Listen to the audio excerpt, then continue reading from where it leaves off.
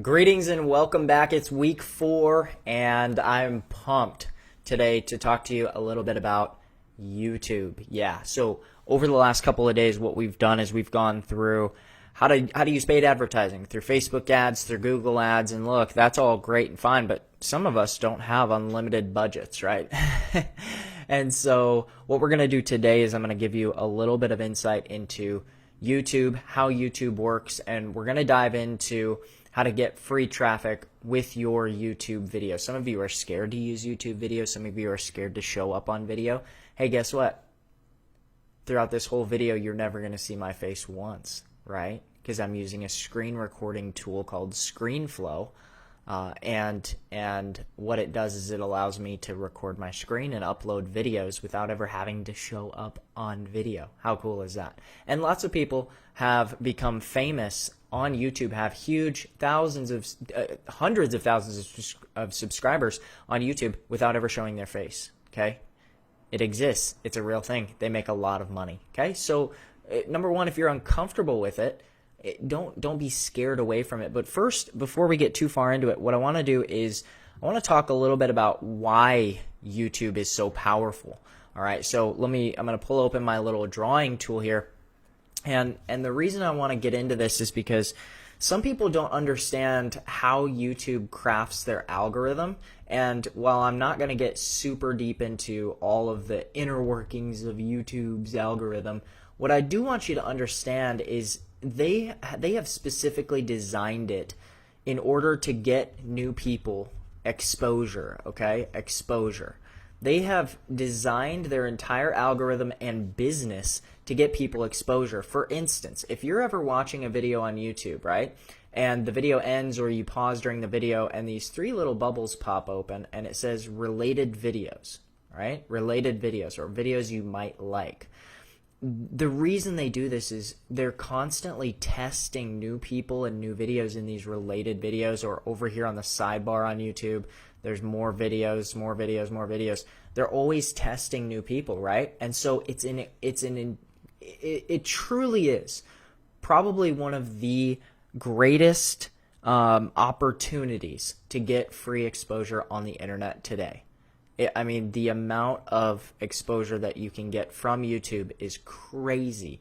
So the reason, and today I'm going to talk specifically about the 4 elements you've got to nail in order to really pull that off well. All right, so we're going to get into all of that now, but I just wanted to explain, look, the fundamental way that YouTube has set up their whole business is to get people exposure and fast. Okay, now building a YouTube channel does take a little bit of time, but guess what? It doesn't take any money, right? So time or money, which are you going to trade? The beautiful part about YouTube too is you can use paid ads for your videos. In addition, they work congruently, right? So that's why there's such an incredible power of virality in building your YouTube channel and growing your subscriber base and eventually monetizing your channel, okay? So today, what we're going to hit on are the 4 key elements of YouTube, all right? And I'm going to blast through these. This is going to be a quick video to the point. I'm going to give you some helpful pointers, tips, screenshots, and tools to use, all right? So first of all, title. Title is number 1. Number 2 is description. Number 3 is tags. And number 4 is thumbnail. I'm going to tell you this right now, loud and clear. If you get these 4 elements right and you become a master of your craft with these 4 elements on YouTube, you can make a lot of money. You can build a huge subscriber base. You can build a massive business through YouTube, okay? So a couple must-use tools, and I want you to just write these down and keep them kind of in your back pocket to use them. TubeBuddy is number 1, and vidIQ is number 2. As of recording this video, you can get a free version of both of these. They're limited in their usage, but vidIQ's monthly subscription rate for their Pro is actually pretty cheap, okay? So you can just jump on and grab. I think they have an option that's less than $10 a month, and it's totally worth it. But what these tools do is they install on your Google Chrome browser as extensions, and they'll give you statistics. They'll give you statistics on not only your videos, but the videos of others as well. So for instance, I took this screenshot from my vidIQ plugin, and it's of a guy who is he does videos around lawyer videos. Okay, so you can see it scores him on a score of 0 to 100 on his vidIQ score, meaning that's essentially an SEO score. Okay, and it's essentially an SEO score of how well he's designed his description and his end screens and his word count and all of that stuff. It even gives you a checklist of things. Okay, it gives you all of the stats of the channel. He's got 1 million total views. He's got 3,000 average views, right? He gets about 113 subscribers on a daily basis, and he's got 36,000 total. So he's doing really well for himself, right? So, and then here's the powerful thing. You can see all of the tags, and really what the tags are. Remember we talked in Google about search keywords? Well, this is essentially the same thing, right? So he's number 1 for single member LLC. When somebody searches that, this is the first video that pops up. You think that's powerful? I think so, because guess what? He has this video title is literally the 4 biggest mistakes that single member LLC companies make. So, I mean, it's just, you can see he's dialed in the amount of tags and which ones, and he ranks for so many of them that he's just getting organic traffic. People are just finding his videos, and he never has to pay a dime to do that, right? So the big benefit there of vidIQ is that they show you all of that for every single video on YouTube. Any video you want to see, every single video on YouTube, you can see it.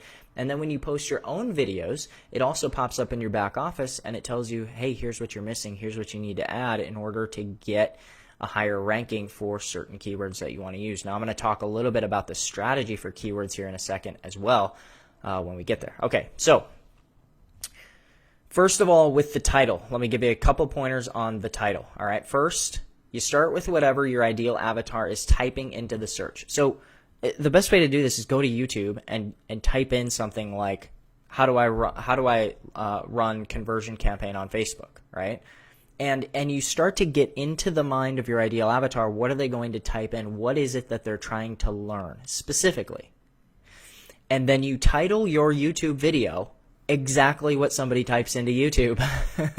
Okay, so for instance, how to make money online in 2019. That is one of the most searched things of all time, and you should name your video exactly that, right? So it has to contain whatever keyword that you're targeting. If you have a main keyword that you want to target or tag, keyword and tag are the same thing in this conversation. Your title has to contain that exactly, okay? So, for instance, how to create thumbnails for YouTube videos, how to find products for dropshipping, how to create a sales funnel fast, and how to place Facebook ads to get leads. These are all examples of things that people would literally just type into YouTube and hope to find right away. All right, so now with the description, do not try to reinvent the wheel with the description. All right, the description is something that people just kind of willy-nilly go and type in a bunch of random stuff and hope and pray that it works. Don't do this. Use what has already been proven to work. Okay, so here's the strategy. Go find 5 or so people who have 100,000 plus subscribers and follow their lead. Follow their lead on what their description is. So when you go to YouTube, okay, you type something into YouTube, click on a video. Beneath the video, there's going to be a read more or see more, and it's going to have this whole description of the video. Follow their lead. I mean, you can literally copy and paste exactly what they've got, and then just change everything to match yours, because the description element of a YouTube video it's not proprietary as long as you customize it and make it yours. So you make it yours, but you don't make it from scratch. You make it yours, but you don't make it from scratch. Hopefully that makes sense. So you just go and see what other people are doing, right? If they have a good score on their vidIQ, and it's a great score, up above 70, 80, 90, maybe 100, okay, that person really knows what they're doing. I'm just going to grab their description, literally copy it, and paste it in the description of my YouTube video, and I'm going to just change all of the sentences and all of the links to match my stuff instead of their stuff.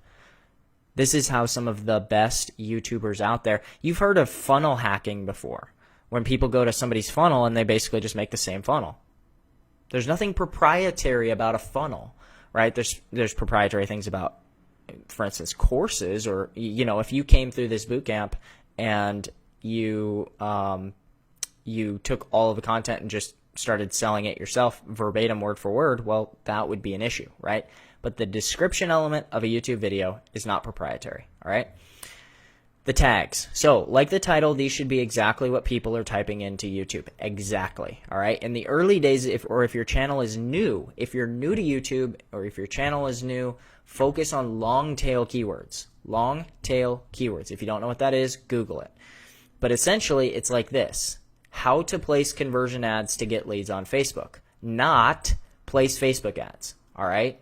So don't do place Facebook ads. This is not good. This is just a short keyword.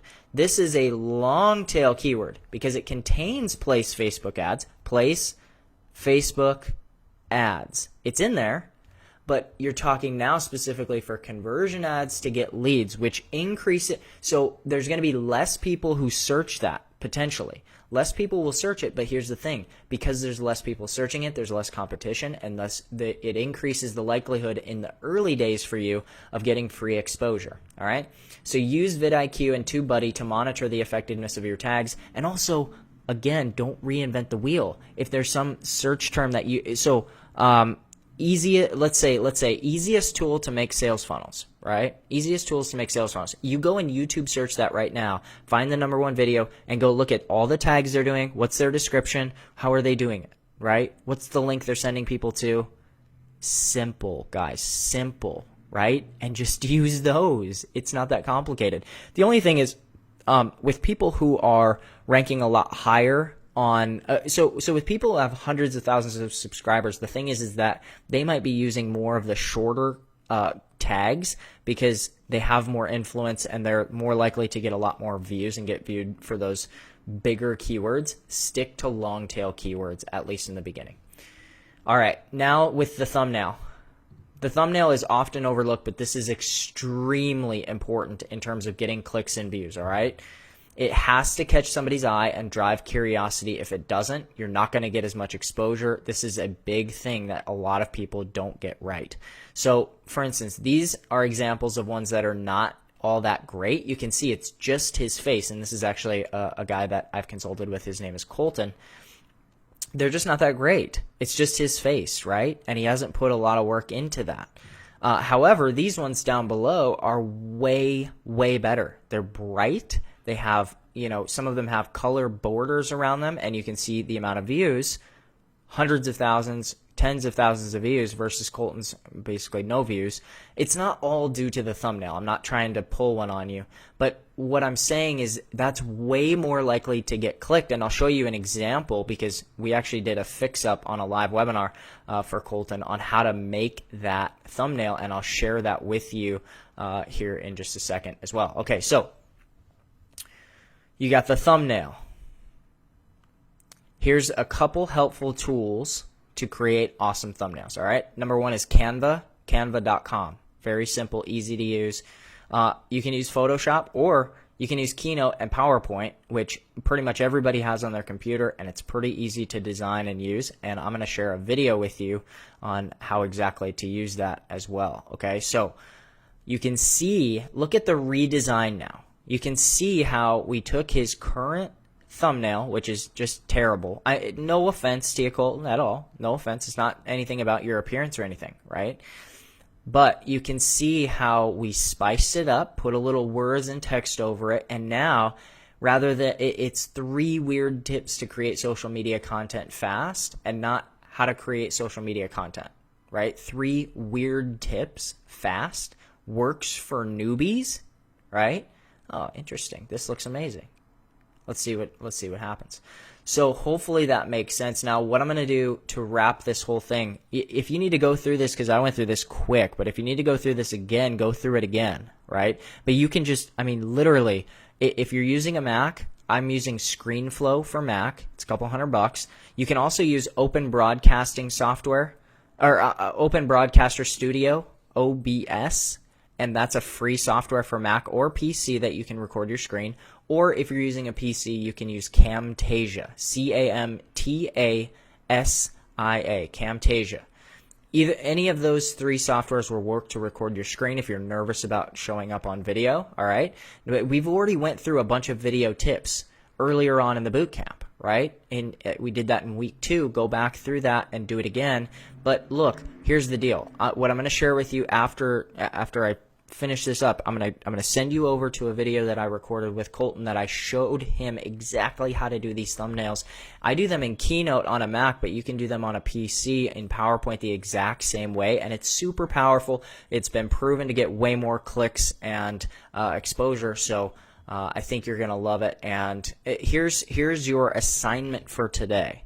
Here's what I want you to do. I want you to create a video. If you don't have a YouTube channel, create a YouTube channel today. Go to youtube.com, create a YouTube channel. It's very simple, all right? I want you to post your first video on YouTube, all right? I want you to post your first video on YouTube within the next day or two, and I want you to dial in the title. I want you to dial in the description. I want you to dial in the tags, and I want you to dial in the thumbnail, all right? And I want you to submit that YouTube video in the comments of today's of day 27. I want you to submit it in the comments. I want to see it, and I want to be able to give you feedback on what you can make better, what you could adjust, and what you could change.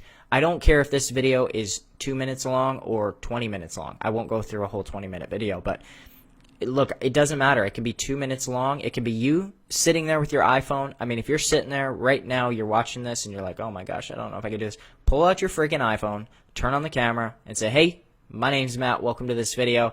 I'm going through a boot camp right now.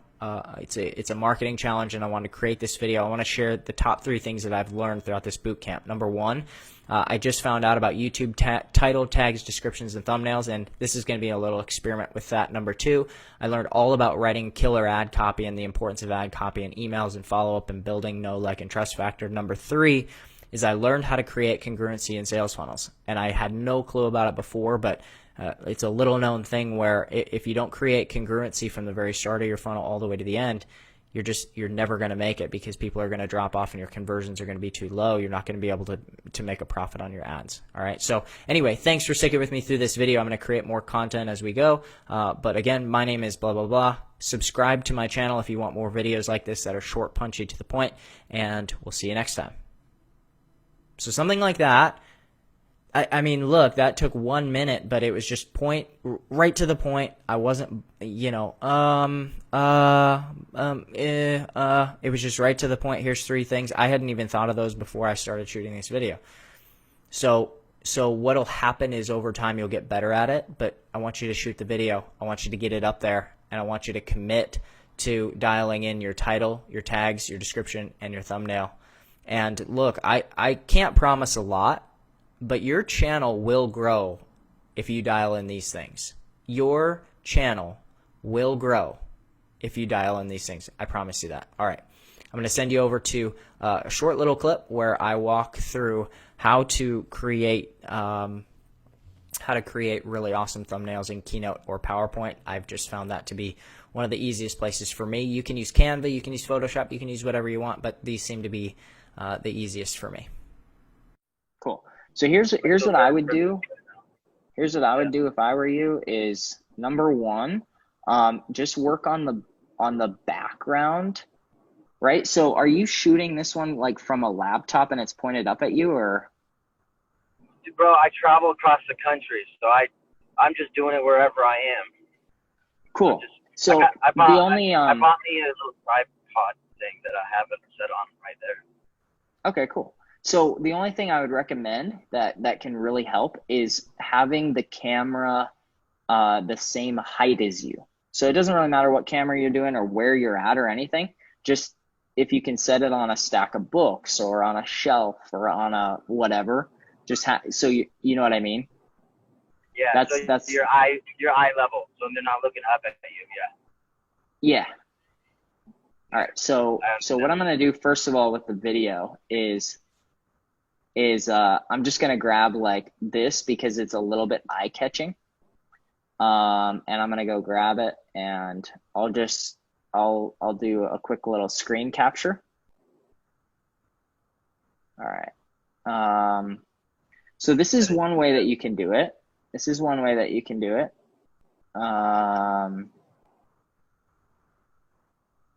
Go to Keynote. Hang on one sec. I need to exit out of this. There we go. Okay, so if I'm in Keynote, I'm going to go, and one thing you got to make sure if you're creating these is that you need to do wide slide size and not the standard. So it needs to be 16 by 9, okay? And then if I go and delete this stuff out and then paste in that screen share that I just got, I can just put it right in there and then make it that big, good to go. So now I've got a little bit of a thumbnail I can start to work with. But actually, to be totally honest, I usually don't even do something like this. For most YouTubes that are gonna really grab people's attention, I like to look at something like this guy here. And I think he's, I don't know, let's see. Here we go. So he focuses on and even some of his stuff, it's not my style, but what I'll do is I'll go to videos and I will go to, let's see, sort by most popular. So, so notice how like his face isn't even on these. You can put your face on them, but his face isn't even on it at all. But so what I'll do is, and remember what the title of your video is how to create content for social media. So I'm going to leave your face on here for a second and I'll show you one version that you can do that would have your face on it. So just for everybody who's here, a good font to use on these, because a lot of times this is where people get hung up is like, well, what font do I use and how do I make it? I usually use something called Impact. All right. And then let's just do like a bright green. I'm not sure why I have a background on this. Hang on, bear with me. How to create content for social. Now, one really important thing that I would recommend that you do, Colton, just from a copywriting standpoint is, which by the way, Colton, do you have time are you good or do you have to take off or anything? No, dude, bro, I'm driving for an hour and a half right now. Awesome. So what I would do is I would always add little things at the end or in your thumbnail that says something like hint works for newbies, right? Or something like that kind of draws the curiosity. Does that make sense? For beginners, okay. Like how to create social media content, hashtag for beginners or just / for beginners. Like that, right? Like a little tag at the end. All right. Yep, totally. Okay, so I'm gonna do like 100-point font. So if you wanted to do something like this, you could do something like this. You could put it over your face. You could even darken. You could go like this and do the opacity a little bit like that. So you have it as a background. There's a lot of things you can do here. Okay, so in terms of, now let me go back to my examples. All right, so the word's kind of a little crooked. All right, so let's do this. This should be impact as well. This should be impact as well. There we go. All right, so I would do, something, I would make this a little bit off kilter like this. All right, and then, this might not be the best like font color. I don't know.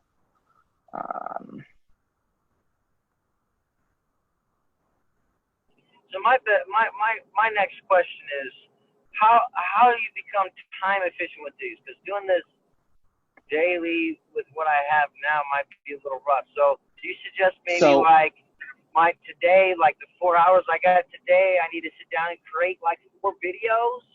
And so Colton,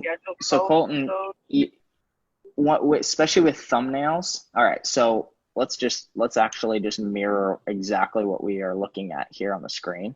With thumbnails, the big thing with thumbnails is you create one and get a good one. And then from there, every other one that you create is easy to make. Okay. Right? Just use that same exact template. So I'm just going to create a little square, and I'm going to try to make this as fast as possible. So let's do a border, line border that looks like this.